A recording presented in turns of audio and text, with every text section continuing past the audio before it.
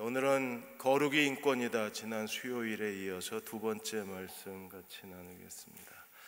며칠 전에 구미에서 관에 누워서 그 사후 체험을 하던 40대 여자가 숨진 채 발견이 됐습니다.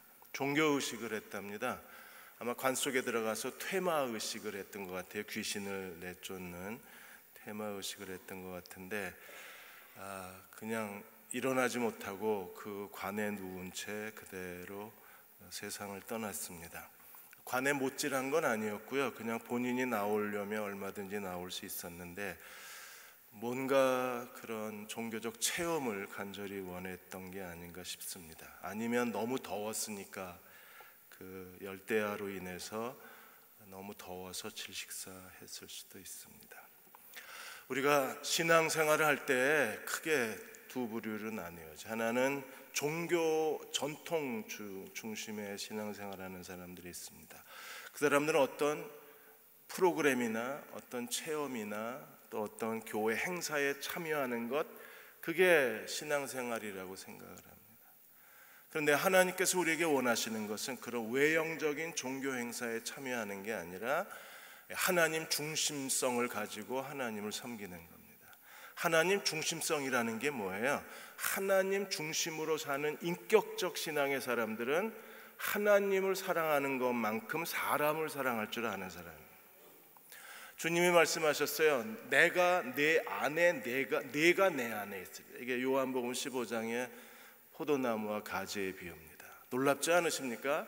그리스도가 내 안에 계시고 내가 그리스도 안에 있다는 거예요. 나만 그런가요? 너도 그래요. 지금 여러분 곁에 있는, 내 곁에 있는 사람들이 전부 주님이 내 안에, 내가 주님 안에 있는 사람들입니다. 그렇다면 우리가 하나님을 섬길 때 어떻게 해야 되나요? 하나님을 섬기는 백성들이 되어야 하고, 하나님은 우리를 사랑하셔서 우리에게 모든 열정을 다해서 우리를 돌보시고 인도하시고 보호하시고 우리의 삶을 책임지시는 분이 하나님이십니다.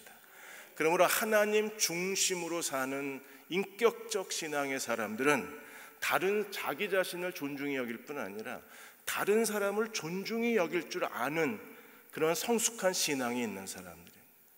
24장, 25장 계속해서 우리가 가져야 할 진정한 인권의 의식이 무엇인가를 우리에게 설명해 주고 있습니다. 25장 1절에 3절까지 범죄자에 대한 하나님의 보호를 우리에게 가르쳤어요. 25장 1절에 사람들 사이에 시비가 생겼습니다. 한쪽은 의롭고 한쪽은 악합니다. 그러면 재판장이 해야 될 중요한 일이 뭐예요? 시비가 생겼을 때 어떤 사람이 유죄인지 어떤 사람이 잘못이 없는지를 판결해내야 합니다. 그래서 사람들 사이에 시비가 생겨 재판을 청하면 재판장은 그들을 재판하여 의인은 의롭다 하고 악인은 정죄하라 그랬어요. 이게 재판의 가장 중요한 사명입니다.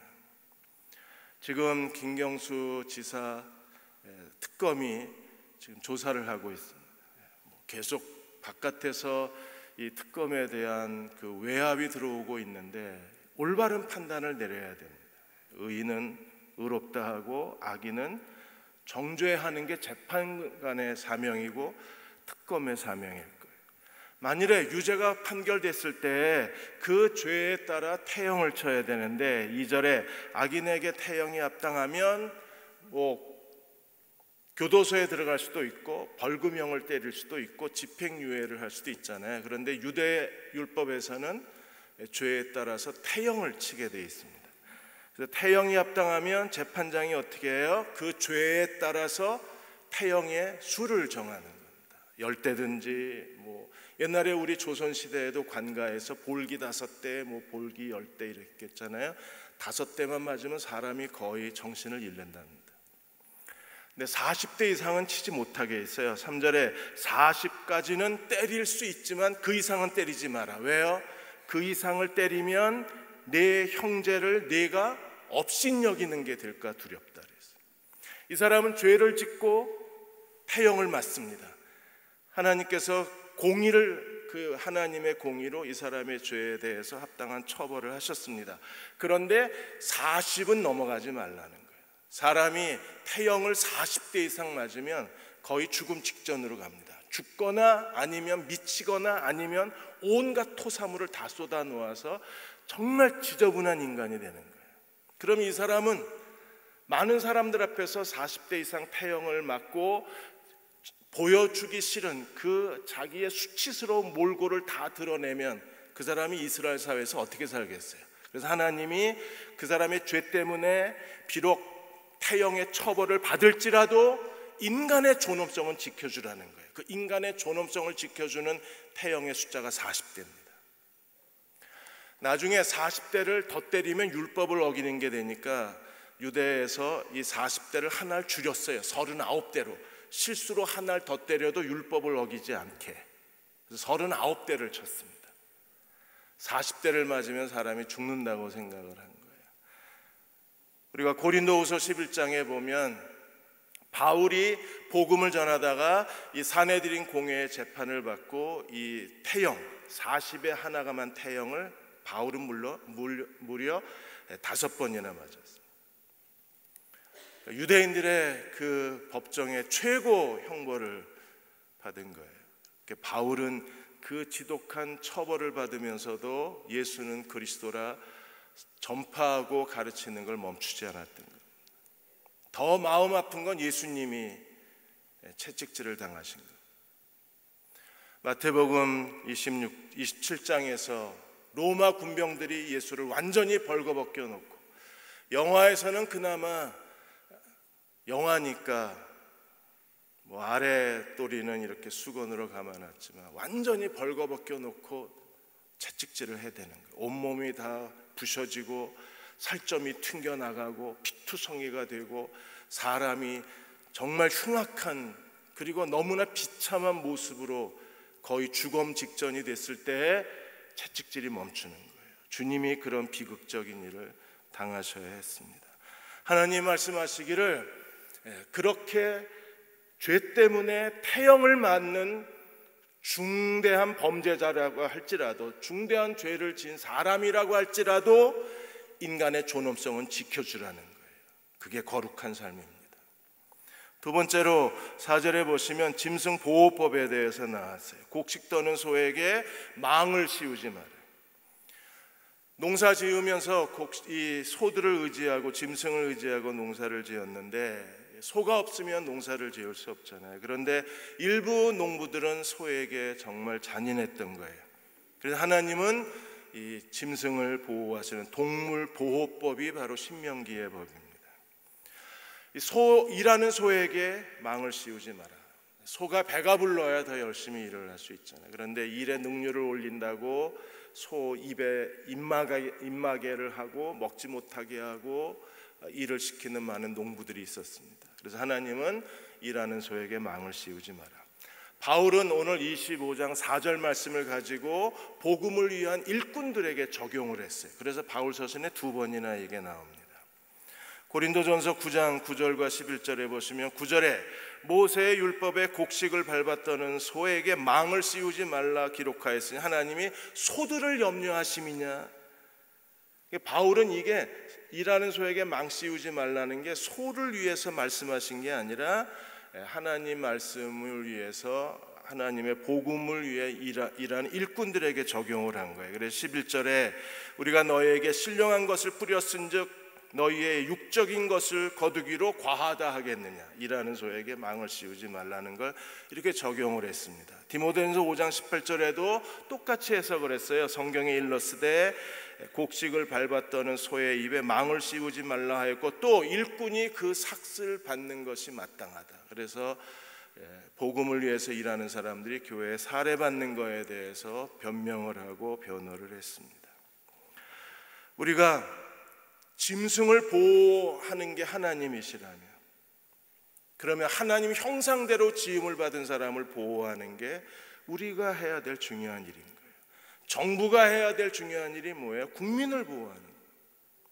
하나님은 오늘도 자기 백성을 보호하고 계신 분이십니다. 그렇다면 우리가 서로가 내가 내 집에 있는 짐승에 대해서도 우리가 인간적인 배려를 하고 인격적으로 대해야 된다면 내 집안에 있는 가족들, 내 곁에 있는 사람들에게는 얼마나 더 우리가 인격적으로 대해야 되겠어요. 이번에 BMW 자동차 화재가 일어났는데 이제는 뭐 그랜저는 그 엔진에서 난 게 아니라 누가 방화를 한 것처럼 보입니다. 벌써 36대가 불탔는데 이게 국토부가 늦장을 부리더니 이제 와서 징벌적 손해배상 제도를 확립하겠다 합니다. 징벌적 손해배상 제도, 미국 경우, 영국의 경우, 대만, 러시아 경우에는 이런 사회적인 큰 손실을 일으키고 중대한 영향력을 미치고 다수의 피해자가 발생했을 경우에 징벌적 손해배상을 청구하게 돼 있는 거예요. 지난 2005년에 폭스바겐 그 차가 배출가스 저감 장치를 조작을 해서 속였습니다. 그래서 한국에서도 이 배출가스 조작이 드러나고 미국에서도 이 저감 장치 조작한 게 드러났어요. 근데 미국은 징벌적 제도를 도입을 해서 이 징벌적 손해배상 제도를 이 폭스바겐에다가 벌금을 물려서 무려 한국 돈으로 17조 2천억 원의 벌금을 때렸습니다. 그리고 폭스바겐 차를 갖고 있는 사람들은 수리를 받았던 받지 않았던 차종을 불문하고 모두가 다 600만 원에서 1,100만 원을 전부 보상금으로 받았어요. 한국은 손해배상 제도밖에 없어요. 그것도 3배만 받게 돼 있습니다. 한국의 폭스바겐 자동차를 갖고 있는 사람들은 얼마를 받았을까요? 100만 원짜리 쿠폰 한 장 받고 끝났습니다. 폭스바겐에 대해서 국가가 어떤 벌금도 내리질 못한 거예요. 왜? 법이 없어서. 벌써 선진국 같은 경우에는 이 나라의 자기 자국의 국민을 보호하기 위한 철저한 법이 시행되고 있는 거예요. 그게 징벌적 손해배상 제도입니다. 이제 한국도 더 성숙해져서 이제 자국민을 보호할 줄 아는 그런 나라가 되기를 시작하는 거예요. 우리가 하나님이 일하는 소에게 망을 씌우지 말라고 명령하신 그 하나님을 믿는다면 우리는 내 곁에 있는 사람들을 더 소중히 여기는 그리스도의 종들이 되어야만 합니다. 5절에서 10절까지 계대결혼보호법에 대해서 말씀을 하셨어요. 계대결혼은 뭐냐면 죽은 자의 유산이 다른 집으로 빠져나가지 않게 만드는 법이 계대결혼법입니다. 어느 한 가정에 부부가 있었는데 남자가 아이를 낳지 못하고 일찍 죽었습니다. 그럴 경우에 어떻게 해야 되는가? 이게 계대결혼법입니다. 오늘 25장 5절에 보시면 형제들이 같이 사는데 여러 형제들이 예를 들어서 사형제가 산다고 가정을 하겠습니다. 사형제가 같이 사는데 그중에 장남이 결혼을 했는데 아들을 낳지 못하고 죽었습니다. 그중 하나가 죽고 아들이 없거든 죽은 자의 아내가 타인에게 시집가면 이 장남의 유산이 어디로 가요? 이 여자가 결혼한 남자에게로 가버립니다. 근데 하나님은 모든 히브리 가정에 하나님께서 각 가정에 지파별로 가문별로 남자별로 하나님이 거룩한 땅을 유산으로 주셨잖아요. 이건 하나님 소유의 땅입니다. 개인이 가졌지만 소유권은 어디에 있어요? 하나님께 있어요. 그래서 이걸 함부로 옮길 수가 없는 거예요. 그런데 남편이 죽었다고 이 아내가 다른 남자하고 결혼하면 남편의 유산의 일부가 다른 남자께 되는 거예요. 그러니까 하나님의 유산이 옮겨갈 수는 없는 거예요. 그래서 계대 결혼법을 하나님이 제정을 하신 겁니다. 그럼 어떻게 해야 되나요? 큰형이 결혼했는데 아들을 낳지 못하고 죽었으면 둘째가 형수랑 결혼해야 돼요. 그리고 애를 낳아야 됩니다. 근데 둘째도 애를 못하고 죽었으면 셋째가 큰형수하고 결혼을 해야 돼요. 그리고 셋째도 아들을 낳지 못하고 죽으면 막내도 제일 큰형수하고 결혼해야 돼요. 이게 계대, 형제들이 차례대로 큰형의 이름을 남기고 큰형의 유산을 지키고 큰형의 가문을 일으키기 위해서 동생들이 형수하고 결혼을 하게 돼 있어요. 얼굴이 막 일그러지기 시작해요. 저도 별로 안 좋아요. 근데 하나님이 하나님의 유산이라고 하는 게 얼마나 거룩하고 소중해요. 이 하나님의 유산을 지키는 데에 모든 형제가 다 협력을 해야 되는 거예요. 그래서 5절을 다시 보겠습니다. 형제들이 함께 사는데 그중 하나가 죽고 아들이 없거든 죽은 자의 아내는 나가서 타인에게 시집가지 말 것이요 그의 남편의 형제가 그에게 들어가서 그를 맞이하여 아내로 삼아, 그러니까 형수가 아내가 되는 거예요. 그래서 그의 남편의 형제된, 죽은 남편의 형제가 된 의무를 다하라고 주님이 명령을 하셨습니다. 그렇게 하는 세 가지 큰 이유가 있어요. 하나는요, 그 죽은 형의 가문을 일으켜 세워주는 거예요. 아들이 없이 죽으면 결국에 그 가문은 없어지잖아요. 그러면 하나님이 그 언약의 땅에서 하나님께서 지파별로, 가문별로, 남자별로 각각 유산의 땅을 주셨는데, 남자가 죽고 아들이 없어서 그 가문이 실종되어져 버리면 하나님의 유산이 망가지게 되는 거예요, 시스템 자체가. 그래서 그 가문의 대를 이어가는 게 얼마나 중요한가, 그 대를 이어가도록 돕는 게 이제 동생들이 하는 일입니다. 6절에 보시면 그 여인이 낳은 첫아들이 그 죽은 형제의 이름을 잊게 하여 그 이름이 이스라엘 중에 끊어지지 않게 해라. 아들이 있어야 이름이 끊어지지 않으니까 그 아들을 낳게 해주는 게 형제들이 해야 될 중요한 의무가 된 거예요. 두 번째는 형이 죽고 형수만 살아있으면, 형수는 과부잖아요. 그 당시에는 과부가 생존력이 없었으니까, 그래서 과부, 형수를 살리는 가장 인도주의적인 방법이 동생들이 형수를 아내로 삼는 거예요. 그래서 형수의 노후를 책임을 졌습니다. 아름답잖아요. 과부가 돼서 뭐 길거리에서 폐지 죽고 살아야 되는데 동생이 아내로 삼아서 동생이 책임지면 그래도 굉장히 인간적이잖아요. 좀 이해가 안 돼서 그렇지 인간적이잖아요. 다 동의를 안 하시는구나.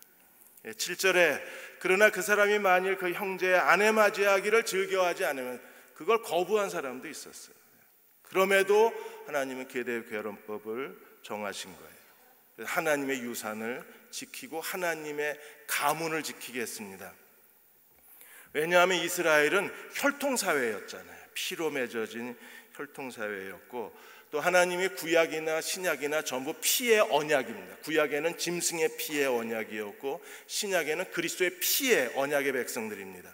피의 언약의 백성의 가장 중요한 피는 혈통이잖아요.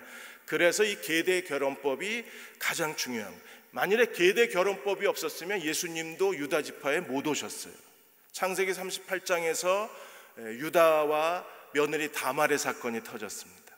계대 결혼법에 의해서 동생들이 형수하고 같이 살아야 되는데 형수하고 잠자리를 거부하잖아요. 그래서 다말이 아이를 못 낳습니다. 만일에 그대로 끝났으면 어떤 일이 벌어졌을지 모릅니다. 그런데 다말이 창녀처럼 위장을 해서 자기 시아버지하고 이렇게 잠자리를 해서, 그래서 낳은 아들이 누구예요? 베레스.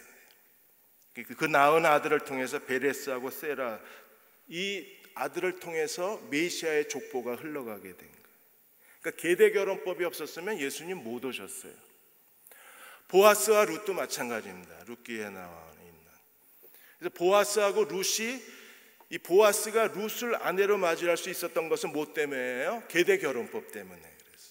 그래서 룻을 아내로 맞았습니다. 그리고 누가 태어나요? 오벳이 태어나요. 오벳에게서 이새가 태어나고 이새에게서 다윗이 태어나요. 그리고 다윗에게서 예수님이 오시는 거예요. 그러니까 창세기 38장의 유다와 다말 사건이나 룻기의 룻과 보아스의 사건이 전부 계대 결혼법에 의한 혈통 보존입니다. 그것 때문에 메시아가 온 거예요. 그런데 내가 형수랑 결혼해서 내가 낳은 아들이 형의 아들이 되어서 형의 유산이 상속되는 게 싫은 남자도 있어요. 왜 내 아들인데 왜 형의 유산을 상속하고 형의 가문을 일으키고 내 아들인데 이럴 수 있잖아요. 그래서 계대결혼법을 거부하는 남자들이 있었어요. 이런 남자는 어떻게 합니까? 장로들에게 데려가요. 그 마을의 장로 재판장에 가서 이 남자를 고발을 합니다. 이렇게 고발합니다. 7절 하반절에 보시면 나아가서 말하기를 내 남편의 형제가 그의 형제의 이름을 이스라엘 중에 잊기를 싫어하여 남편의 형제된 의무를 내게 행하지 않습니다. 남편의 형제된 의무를 하지 않습니다. 무엇 때문에요? 남편의 형제의 이름을, 형의 가문의 이름을 이스라엘 중에 잊기를 싫어해서. 그게 싫은 거예요. 내 자식인데 왜 형의 가문을 일으키고, 내 자식인데 왜 형의 유산을 상속하고, 형하고 동생은 한 핏줄인데, 한 가족인데, 그런데도 불구하고 그게 싫은 거예요. 그래서 이 사람은 반드시 성문의 장로들 재판에 보내야 돼요. 그리고 나는 원치 않는다고 그렇게 그 장로들에게 얘기를 했을 경우에 어떻게 합니까? 9절에 그의 형제의 아내가 장로들 앞에서 그에게 나아가 이렇게 두 가지를 하게 해서, 하나는 그의 발에 신을 벗깁니다. 신발을 벗는다는 건 뭐예요? 이제 이 여자는 이 형제들로부터 완전히 자유해지는 거예요. 이제 다른 남자하고 가서 결혼해도 돼요. 그러면 남편의 유산이 그 남자 걸로 되는 거예요. 그러면 자기 가문의 유산을 잃어버린 이 남자는 평생 치욕거리가 되는 겁니다. 그래서 신발을 벗기고 그 남자에게, 동생한테 형수가 어떻게 해요? 그의 얼굴에 침을 뱉습니다. 신발을 벗기고 침을 뱉습니다. 그리고 그 집은 어떤 집으로 일컬음을 받나요? 10절에 이스라엘 중에서 그의 이름이 신벗김을 받은 자의, 신발을 벗긴 동생의 집, 이렇게 소문이 나버리는 거예요. 그 집안은요 평생을 굴욕스럽게 사는 겁니다. 왜? 하나님이 주신 거룩한 유산 지키는 걸 거부하고 하나님이 주신 유산을 잃어버린 집이 되는 거예요. 오늘 우리도 하나님이 우리에게 주신 유산을 소중히 지키는 거룩한 종들이 되어야 합니다. 오늘 우리에게 주신 소중한 유산이 무엇입니까? 예수 그리스도의 이름이 우리에게 주신 소중한 유산입니다. 바울이 빌립보 교회에서 빌립보 1장 20절에 나의 간절한 기대와 소망을 따라 아무 일에든지 부끄럽지 아니하고 전과 같이 이제도 온전히 담대하여 살든지 죽든지 내 몸에서 그리스도가 존귀하게 되게 하려 함이라. 잔 파이퍼 목사님이 그리스도인의 삶의 목적이 무엇인가, 하나님이 우리에게 주신 거룩한 비전이 무엇인가, 예수 그리스도의 이름을 위대하게 만드는 것이 오늘 그리스도인들이 해야 할 삶의 의무라 그랬어요. 내가 어떤 행동을 하고 어떻게 살고 어떤 모습을 하고 어떤 인격적인 반응을 보이는, 그건 내가 하고 싶은 대로 할 수 있어요. 그러나 중요한 건 내가 그렇게 행동해서 예수 그리스도의 이름이 어떻게 되는가를 우리는 고민해야 돼요. 그렇지 않으면 신발 벗긴 남자의 집, 오랜 세월 동안에 그 치욕스러운 이름을 벗을 수가 없는 거예요. 지난 8월 7일 날 대한예수교 장로회 통합총회 재판국에서 명성교회 세습에 대한 재판 최종 판결이 내렸습니다. 판결은요, 세습은 죄가 아니라고 판결을 내렸습니다. 그러자 장로회 신학대학 교수들이 성명을 발표했습니다. 그 성명은 이렇게 눈물로 호소를 했습니다. 우리는 오늘 2018년 8월 7일 우리는 하나님 앞에 가장 추악한 죄를 지었습니다. 세상에 경술 국치보다 더 그거에 버금가는 치욕의 날이 되었습니다. 통합교단이 세상 사람들에게, 기독교인들에게 비웃음거리가 됐습니다. 하나님께 죄를 지었습니다. 경술 국치일보다 더 수치스러운 날이 됐습니다. 통합교단이 비웃음거리가 됐습니다. 이 각 교단마다 헌법이 있습니다. 물론 침례교는 헌법이 없습니다. 침례교는 성경이 교단의 헌법입니다. 근데 장로교단은 헌법이 있습니다. 거기에 제28조 6항에 뭐라고 되어 있느냐 하면, 지금 현재 담임 목사가 사임 또는 은퇴하는 동안에는 직계가족이나 직계가족 비속 배우자나 그 사람을 가족으로 그 담임 목사로 청빙할 수 없다, 이렇게 되어 있어요. 사임하거나 은퇴하는 동안에. 그런데 김삼환 목사님은 2015년도에 은퇴했어요. 그리고 2년 뒤에 김하나 목사를, 자기 아들을 세습한 거예요. 그러니까 자기는 은퇴하고 2년 있다가 아들을 세습했기 때문에 이 장로교 헌법을 어기지 않았다는 겁니다. 거기는 은퇴하는 이라고 돼 있지 은퇴 후에 자기는 했기 때문에 법을 안 어겼다는 거예요. 그래서 8대7로 7명이 반대하고 8명이 찬성을 했습니다. 중요한 걸 놓치고 있는 거예요. 더 중요한 게 무엇입니까? 법에 그 은퇴하는 이라는 글자를 지켰냐 안 지켰느냐가 아니라 더 중요한 게 뭐예요? 세상 사람들이 그리스도를 어떻게 생각하느냐가 더 중요한 거예요. 한국 교회도 신발 벗긴 자의 집이 돼버리고 말았어요. 우리는 자기 탐욕과 자기의 이기심 때문에 하나님의 영광을 잃어버린 신발 벗긴 자의 집이 돼버리고 마는 거예요. 11절 12절에 또 다른 법이 하나 있습니다. 두 남자가 열심히 싸우고 있습니다. 근데 한 남자가 두들겨 맞습니다. 아내가 그 모습을 봤습니다. 그러자 아내가 남편을 구하려고 뛰어갔습니다. 그 거칠게 싸우는 두 남자, 어떻게 하든 남편을 구해야 되는데 여자가 방법이 없으니까 어떻게 했습니까? 상대방 남자의 급소를 잡았습니다. 손으로. 제일 빠르고 효과적인 방법이 상대방 남자 급소를 치거나 급소를 잡는 거잖아요. 그러자 하나님이 어떻게 하셨어요? 이럴 경우에 하나님 뭐라 그러셨어요? 12절에 너는 그 여인의 손을 잘라버리라. 상대방 남자의 급소를 잡은 여자의 손을 잘라버리라.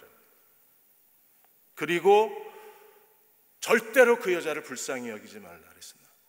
왜 하나님이 그거, 남자가 자기 남편이 지금 두들겨 맞아 죽게 생겨서, 그래서 남편을 구하려고 상대방 그 어떻게 같이 권투할 수도 없고 같이 씨름할 수도 없고 야구방망이로 칠 수도 없고, 그냥 어떻게 빨리 몽둥이 가지러 갔다 오는 동안에 남편은 죽을 수도 있잖아요. 그래서 남편을 그렇게 해서 구했는데 하나님이 손 잘라버리라, 두 개 다 잘라버리라. 왜 그러셨어요? 이 남자가 만일에 급소를 다치거나 급소에 큰 상처가 생기면요, 그 남자의 가문의 미래가 없어지는 거예요. 죽은 남자의 동생들이 계대 결혼을 안 하면 이 남자의 미래가 사라지는 겁니다. 급소를 다쳐버린 남자도 가문이 사라져버리는 거예요. 그래서 다른 남자의 가문을 파괴시키고 다른 남자의 가문을 상실시킨 이 여자의 두 손을 잘라버리라는 거예요. 중요한 것은요, 하나님께서 이 남자들을 통한 하나님의 유산을 받는 이스라엘의 족보, 그 유산을 소중히 여기는 그 남자들의 계보를 하나님께서 굉장히 보호하고 계신다는 사실을 우리가 기억해야 돼요. 그래서 남자에게 신체적 피해를 입힌 정도가 아니라 잘못하면 그 남자의 가문을 빼앗기게 되는 거예요. 계대결혼법이나 이 남자 급소보호법이나 하나님께서 원하시는 것은 하나님의 유산을, 하나님이 주신 유산을 하나님 앞에 정중하고 거룩하고 진실하게 지킬 것을 우리에게 요구하고 계신 거예요. 명성교회 얘기 하나 더 하겠습니다. 2017년 11월에 김하나 목사가 담임 목사로 취임을 했습니다. 그리고 6월까지 7개월 동안에 2011년 11월에 취임을 하고 2018년 6월에 교인을 비교했어요. 2017년 11월에 교인 주일 예배 1부에서 5부 드린 예배 출석이 19,500명이 넘습니다. 거의 2만 명 가까이 출석을 했는데 2018년 6월에 숫자를 셌더니 거의 4,000명이 넘게 줄었어요. 15,000명 선으로 인원이 줄었습니다. 2003년에서 2014년까지 명성교회는요 굉장히 빠른 성장을 해서 한국의 개신교에서 두 번째로 여의도 교회가 첫 번째고 명성교회가 두 번째로 큰 교회였어요. 근데 2014년도에 김상환 목사님이 세월호 발언을 해서 그야말로 언론이 들끓었었습니다. 그리고 800억 비자금 사건이 터지고 이 비자금을 관리하던 장로가 아파트 옥상에서 떨어져서 죽었습니다. 자살을 했습니다. 그때부터 명성교회 성장이 멈추고 교인 수가 줄어들기를 시작했습니다. 2017년 3월부터 이 김하나 아들 목사를 세습을 하려고 했었는데 그 3월부터 세습할 때까지 3월부터 11월까지 8개월 동안에 무려 4,000명이 줄었어요. 취임하고 나서 7개월 동안 다시 4,000명이 줄었어요. 하나님이 주신 그 소중한 유산을 명성교회는 못 지킨 거예요. 명성교회만 못 지킨 게 아니라 한국교회가 못 지킨 겁니다. 김지철 목사님은 김상환 목사님으로 하여금 교단에서 떠나라 그러고, 김동호 목사님은 CBS에 나와서 울분을 토하시고, 이게 한국 기독교의 현실이 돼버린 거예요. 우리도 어느 사이에 두 손이 다 잘려버리고 있는 겁니다. 그리고 이런 교회의 수치를 이걸 다음 세대들에게 물려주는 거예요.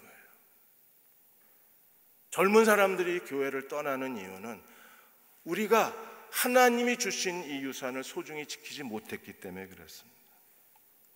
13절에서 16절까지 가난한 자에 대한 보호법에 대해서 말씀을 하셨어요. 세상은 하나의 거대한 비즈니스입니다. 사람이 산다는 것도 하나의 마케팅이고 비즈니스입니다. 장사할 때에 하나님께서 경고하신 게 뭐예요? 13절에 주머니에 두 종류의 큰 것과 작은 것 넣지 말라. 그리고 14절에 두 종류의 큰 되에 작은 되를 두지 말라. 왜 그렇게 하셨어요? 하나님이 제일 싫어하시는 게 뭐예요? 속이는 저울. 다른 사람의 호주머니를 털기 위해서, 다른 사람의 것을 빼앗기 위해서 속이는 저울, 속이는 추를 가지고 사람을 속이는 거에 대해서 하나님은 극도로 경계를 하신 거예요. 하나님이 15절에 오직 온전하고 공정한 저울추를 두고, 하나님이 원하시는 것은요 진실하고 깨끗하고 정직한 비즈니스를 원하시는 거예요. 그래서 온전하고 공정한 되를 둘 것이요, 그렇게 해야 우리가 정직하고 거짓이 없어야, 그래야 하나님이 주신 땅에서 내 날이 길리라. 하나님 축복의 오랜 시간을 약속해 주셨어요. 만일에 우리가 속이고 살면 어떤 사람이 되나요? 16절에 이런 일을 행하는 모든 자, 악을 행하는 모든 자는 여호와께 가증하다. 하나님이 역겨워하시는 사람은 속이는 사람입니다. 누구의 것을 속이나요? 부자들이 이 속이는 추를 가지고 가난한 사람들을 속이는 거예요. 그래서 가난한 사람들을 속이고 그들의 호주머니를 터는 이 가진 자들의 압제에 대해서 하나님이 경계하신 겁니다. 아모스 8장 4절과 5절에 보시면 아모스 선지자가 이렇게 말했습니다. 가난한 자를 삼키고 땅에 힘없는 자들을 망하게 하는 자들아. 가난한 자를 삼켰습니다. 연약한 약한 그들을 다 망하게 했습니다. 어떻게 그들 그렇게 했나요?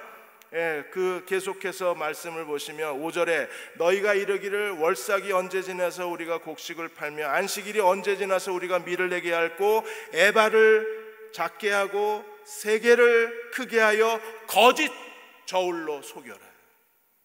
속여서 가난한 자를 탈취하고 삼키고 속여서 없는 사람들을 약탈하는 이거에 대해서 선지자가 책망을 하는 거예요.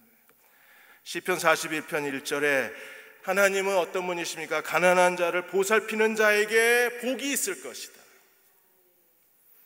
하나님이 가난한 자의 편에 계신 것처럼 우리가 가난한 사람들을 돌보면 하나님 복이 있을 것이다. 재앙의 날에 저를 건져주리라. 하나님은 서로 교환하는 거예요. 내가 가난한 사람들을 보살피고 내가 어려워지면 하나님이 날 보살피시고. 그래서 가장 하나님이 주시는 아름다운 보상이 가난한 자를 돌보는 사람들에게 있는 겁니다. 한국의 최초의 여성 변호사가 이태영 변호사님이십니다.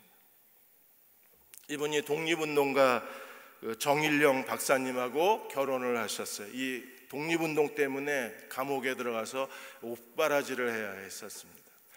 그런데 이 이태영 변호사님이 평양에서 학교를 나오시고 학교 선생님이었는데, 학교 그 당시에 선생님 월급 가지고는 도저히 가족을 다 먹여 살릴 수가 없는 거예요. 그래서 교직을 그만두고 누비 이불 장사를 했습니다. 누비 이불을 만들어서 밤에 만들고 그걸 하루 종일 걸어 다니면서 팔았어요. 이 버스비도 그 당시에 차비도 아까워서 걸어 다니면서 누비 이불을 만들어서 팔고 가족을 먹여 살리고, 그리고 남편 뒷바라지를 했습니다. 나중에 광복이 되고 이 정일영 박사가 나중에 나와서 아내 손을 잡다가 깜짝 놀랐습니다. 아내 손이 다 이렇게 뒤틀어져 있었어요. 일제시대에 멀쩡한 쇠붙이는 일제가 다 가져갔으니까 가위 하나 변변한 게 없는 거예요. 잘 들지도 않는 가위를 가지고 옷감을 자르고 이불을 만들려다 보니까 너무 한 번 자르면 될 거를 여러 번씩 옷감을 자르다 보니까 검지가 다 뒤틀려 버린 거예요. 그래서 그 손을 붙들고 정일영 박사가 웁니다. 며칠 동안을 울어요. 자기를 위해서, 가족을 위해서 그렇게 한 거에 대해서 그 손만 쳐다보면 눈물을 흘렸어요. 나중에 정일영 박사가 이제 야당 인사가 되고 정치를 하시게 되고 여러 나라를 이제 다니시게 됐는데, 외국에 갈 때마다 거기에 제일 예쁘고 제일 잘 드는 가위를 사다 준 게 200개나 넘게 사다 줬어요. 아내가 가위 가져보는 게 소원이어가지고 외국에 나갈 때마다 가위를 사왔어요. 1946년도에 정일영 박사가 자기 때문에 모든 걸 잃어버린 아내에게 공부를 권유를 합니다. 공부하라고. 그래서 서울대 법대에 들어가요. 그리고 제2회 사법시험에 최우수 성적으로 여성으로서 최초의 사법고시에 합격을 합니다. 판사가 되고 싶었는데 그 당시에 남편이 야당 정치인이었기 때문에, 그래서 이승만 정권이 판사 되지 못하게 막았어요. 그래서 변호사가 돼서 여성 인권 변호사가 됩니다. 그래서 그 당시에 한국 사회의 약자였던 여성들, 가난한 여성들을 위해서 정말 많은 법을 제정을 했어요. 호주제 폐지하신 게 이태영 변호사님이시고, 동성, 동본, 금혼 결혼을 금지시킨 것도, 금혼령도 폐지시킨 게 이태영 변호사님이시고, 가족계획법을 개정하셔서 이렇게 오늘 이런 가정의 소중함을 일깨운 게 이태영 변호사가 한 일입니다. 가정법원 설립하고 여성 법률 상담소를 세우고 여성의 불평등을 제거하신 분이 이태영 변호사였어요. 이제 마지막으로 17절에서 19절까지 아말렉에 대해서 하나님이 기억하라, 잊지 말라 그러셨어요. 하나님이 아말렉을 정말 증오하셨습니다. 아말렉이 어디서 시작된 민족인지, 아말렉이 어떤 족속인지 우리가 성경에 많은 자료가 없습니다. 그런데 하나님이 아말렉을 정말 싫어하셨어요. 17절에 너희는 애굽에서 나오는 길에 아말렉이 내게 행한 일을 기억하라. 그들이 어떤 일을 행했습니까? 이것 때문에 하나님이 아말렉을 정말 싫어하셨어요. 18절에 그들이 길에서 만나 내가 피곤할 때, 200만의 사람들이 출애굽한 이후에 정말 피곤했을 때 어떻게 했습니까? 뒤에, 여러분, 긴 행렬의 맨 뒤에 있는 사람들은요 정말 약한 사람들입니다. 맨 뒤에 있는 사람들은 정말 피곤한 사람들입니다. 맨 뒤에 있는 사람들은 생존 능력이 없는 사람들입니다. 맨 뒤에 있는 사람들은 자기 힘으로 뭔가 할 수 있는 사람이 아닌 거예요. 근데 아말렉은요 맨 뒤에, 내 뒤에 떨어진 약한 자들을 쳤다는 거예요. 이것 때문에 하나님이 아말렉을 분노하세요. 그래서 하나님이 출애굽기 17장에서 그 모세가 기도와 칼로 아말렉의 큰 승리를 거두고 여호와 니시라고 명령을 그 이름을 지으신 것이 아말렉과의 전투입니다. 그리고 하나님이 아말렉과 선언을 하셨어요. 대대에 나는 아말렉과 싸우겠다 그러셨어요. 그러니까 하나님이 아말렉과의 전투를 선언하신 거예요. 왜 그러셨을까요? 나중에 이스라엘 왕정 시대에 사울이 버림을 받습니다. 왜 버림을 받아요? 아말렉을 치라고 그랬는데 사울이 아말렉을 다 진멸하지 않고 좋은 것을 남겨놓아요. 아말렉을 치라고 하신 하나님의 명령에 불순종했다가 사울이 버림을 받습니다. 그래서 사무엘상 15장 18절 19절에서 이 사울의 죄에 대해서 이렇게 사무엘에 책망하는 거예요. 여호와께서 왕의 길로 보내시며 가서 죄인 아말렉 사람을 진멸하되 다 없어지기까지 치라 하였거늘 어찌하여 여호와의 명령을 청종하지 아니하고 탈취하기만 급하여 여호와께서 악하게 여기시는 것을 행하셨나이까. 그리고 아말렉을 치지 않음으로 사울이 버림받습니다. 그럼 오늘 이 시대의 아말렉은 뭘까요? 사울이 아말렉을 치지 않아서 버림을 받고 오늘 이 시대에도 여전히 하나님은 아말렉과 싸우실 텐데 우리가 싸워야 할 아말렉은 누굴까요? 그럼 아말렉이 뭡니까? 왜 하나님이 아말렉을 싫어하셨어요? 아말렉은요 정말 비굴하고 비열한 인간들입니다. 왜요? 행렬의 끝, 힘없는 사람들, 그 긴 대열의 끝, 지친 사람들, 그 사람들을 뒤에서 기습을 해서 가장 피곤하고 가장 약하고 가장 여린 사람들을 살해한 게 아말렉의 한 짓입니다. 오늘 우리도 교회 생활하면서 가장 약한 자들, 보잘것없는 사람들, 혼자 자기 인생을 살아갈 능력이 없는 사람들을 무시하는 것, 아말렉과의 전쟁입니다. 사람을 무시하면 안 돼. 아말렉이라는 존재 자체가 뭐예요? 뒤에서 제일 피곤한 뒤떨어진 사람들을 공격한 게 아말렉이잖아요. 그게 사람을 무시하는 죄입니다. 아말렉과 애들한테도 부모가 자녀들한테 해야 될 아말렉과의 전투가 뭐예요? 에베소 6장에 뭐라 그래서 자녀들을 노엽게 하지 말라 그래서 노엽게 하지 말라는 게 뭡니까? 무시하지 말라는 거예요. 부모가 자기도 모르게 자기 자식이라고 함부로 무시하면 이게 벌써 아말렉이에요. 우리가 이 아말렉과의 전쟁에서 이겨내야만 합니다. 하나님이 모든 사람들을 동일하게 사랑하셨기 때문에 우리도 모든 사람을 다 동일하게 사랑해야만 합니다.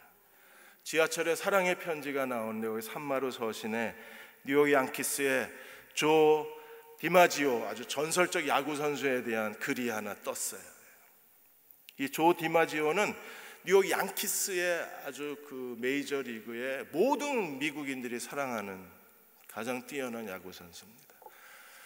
근데 이 조 디마지오가 샌프란시스코의 그 해변 마을에서 태어나요. 아버지는 어부입니다. 사형제가 있었습니다. 모두가 다 어부가 됐어요. 그래서 이 조는 막내였는데 이 조 디마지오도 어부가 되길 아버지가 원했는데 조는 정말 어부 되길 싫었습니다. 그래서 아버지를 계속 피해 다니다가 아버지가 자기 말을 듣지 않으니까 이 조를 볼 때마다 항상 인상을 험악하게 쓰고 그 동네 사람들 다 들으라고 큰 소리로 이 조이 쓸모없는 녀석, 쓸모없는 놈 그렇게 무시를 했어요. 그러다가 이 조가 어느 날 야구를 하게 됩니다. 아버지가 싫어서 시작한 게 야구였었어요. 그러다가 그 주전 유격수가 갑자기 다치는 바람에 유격수 뛸 사람이 없어서 이 조가 유격 그 대신해서 3번 경기를 했는데 거기서 뛰어난 두각을 드러내서 그래서 그 메이저리그에 들어가요.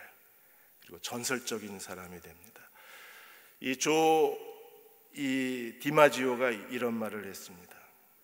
누구에게도 쓸모없다고 말하지 마라.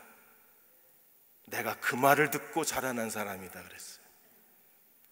아무도 쓸모없는 사람은 없습니다. 서로 존중하고 살아가는 저와 여러분 되시기를 주의 이름으로 축원합니다. 기도하겠습니다.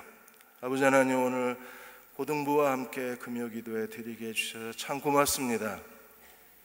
함께 찬양하고 함께 말씀 듣고 함께 기도하는 이 밤을 축복해 주셔서 우리 고등부 아이들로부터 거룩한 기름 부으심이 우리 대흥교회에 흘러넘치게 해주시고, 또 부모가 자녀들을 위해서 두 손 들고 기도하는 이 밤의 기도를 하나님 들으시고 응답하여 주옵소서.